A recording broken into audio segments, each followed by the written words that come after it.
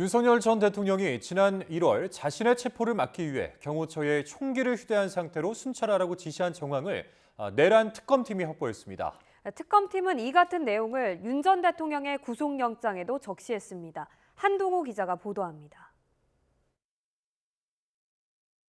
지난 1월 7일 경찰과 공수처의 2차 체포영장 집행을 앞두고 윤석열 전 대통령은 당시 김성훈 경호처 차장에게 문자 메시지를 보낸 것으로 조사됐습니다. 경호처는 전현직 국군 통수권자의 안전만 생각한다는 내용으로 자신에 대한 체포 저지에 강력히 나서라는 지시로 해석됩니다.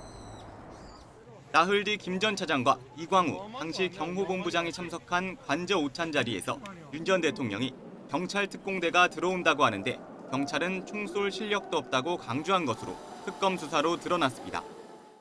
이어 경호관들이 총은 훨씬 잘 쏜다면서 총기를 갖고 있는 것만 보여줘도 경찰이 두려워할 것이라고 말했다는 게 특검 수사 내용입니다.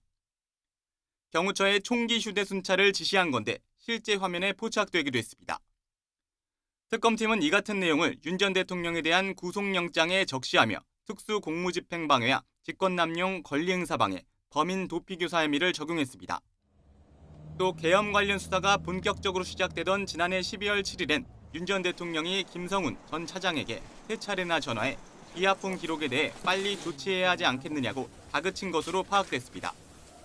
윤 전 대통령 측은 법리적으로 범죄가 성립할 수 없다며 혐의를 모두 부인하는 가운데 계엄 전후 감춰졌던 윤 전 대통령의 행적이 하나둘 실체를 드러낼지 관심입니다. YTN 한동우입니다.